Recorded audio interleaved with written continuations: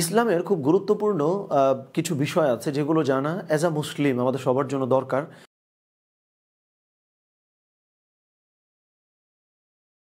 কেন দরকার সেই ব্যাখ্যাটা আমি একটু আগে বলি। সেটা হইতেছে আমাদের অনেকেরই ইসলামের ওই নলেজটা নাই বা ওই জ্ঞানটুকু নাই, যার ফলে হয় কি যে আমি কিছুটা দেখলাম বা কেউ আমার একটা কিছু বলছে, আমি হয়তো কনভিন্সড হয়ে যাই। আমি মনে করি না না না, এইটা তো হচ্ছে আমি ভুল করতেছি। অথবা হচ্ছে যে খুব ইজিলি আমি কনভিন্সড হয়ে কোনো একটা কিছুতে বিভ্রান্ত অনেক ক্ষেত্রে হয়ে যাই। সো ইসলামিক ফান্ডামেন্টাল অনেক কিছু আমাদের আসলে জানা থাকা দরকার। সো আজকে ওইটার জাস্ট শুরুটা আমি একটু বলতে চাই। সেটা হইল ইসলামিক বিভিন্ন মাসলা মাসাইল বা নলেজ বা জ্ঞান সমস্ত কিছুর মোটা দাগে চারটা ফাউন্ডেশন আছে বা চারটা সোর্স আছে বা চারটা উৎস আছে। সো এই চারটা উৎস সম্পর্কে যদি আমরা মোটামুটি জানি তাহলে হবে কি যে কেউ আমার একটা কথা বলতেছে, আদৌ সেটা আমি গ্রহণ করব কিনা, এই ডিসিশনটা আপনি খেয়াল করবেন যে প্রপারলি নিতে পারবেন। কারণ আপনি তো জানেন যে কোন সোর্স থেকে আমি হচ্ছে ইসলামিক বিভিন্ন বিধান বা মাসলা মাসাইল এগুলোর উপরে আমরা আসলে আমল করছি। সো এক নম্বরটা তো খুবই কমন, এটা বোধহয় আমরা সবাই জানি, সেটা হচ্ছে কোরআন। অর্থাৎ আমি যেই বিধানের উপরে আমল করছি বা আমি যা কিছু করছি না কেন, এইটা কোরআনের মধ্যে আসলে আছে কিনা। একদম প্রথম কোয়েশ্চেন হচ্ছে এটা, যে কেউ আমার কিছুটা করতে বলতেছে, এটা কি কোরআনে আছে? ওকে ফাইন, আমি কোরআনে পেয়েছি, আমি মানবো। কোরআনে নাই, তাইলে আমি চলে যাব কোথায়? সেকেন্ড যে সোর্স সেটা হচ্ছে হাদিস। এটাও আমরা জানি যে রাসূলুল্লাহ সাল্লাল্লাহু আলাইহি ওয়াসাল্লাম যা বলেছেন, যা করেছেন, যা করতে বলেছেন, তার বর্ণনা, তার অ্যাক্টিভিটি, এই বিষয়গুলাই মোটা দাগে আমরা হাদিস হিসেবে জানি। তাহলে আমি প্রথমত কোরআনে পাই না এই বিষয়টা, তাহলে আমি হাদিসের মধ্যে পাইছি, আলহামদুলিল্লাহ, এটাও মানবো। এখন সব কোরআন হাদিস আমরা কি পড়ে ফেলতে পারবো? পুরোটা পারবো না তো।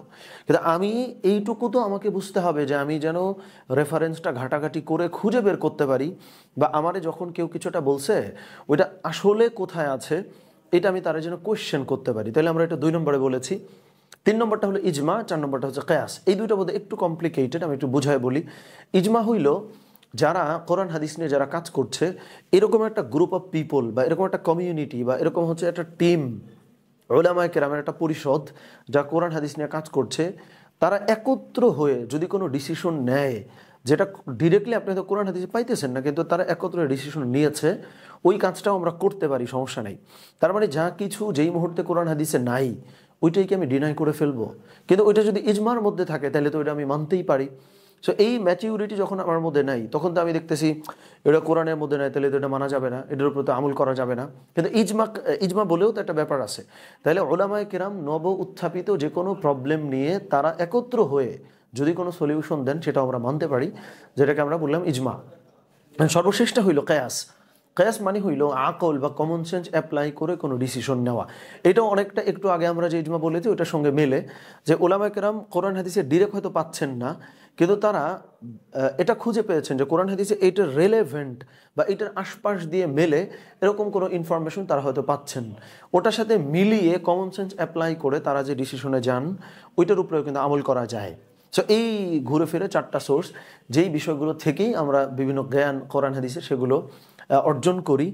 এইটা জানা না থাকলে অসুবিধা হইল, অল্প একটু জানলে অনেক সময় অনেক কিছু আমরা ডিনাই করে ফেলি, আবার অনেক সময় আমরা বিভ্রান্তও হই। তো আল্লাহ সুবহানাহু ওয়া তাআলা আমাদের সকলকে এই ম্যাচিউরিটি দান করেন, আমিন। আসসালামু আলাইকুম রহমতুল্লাহ।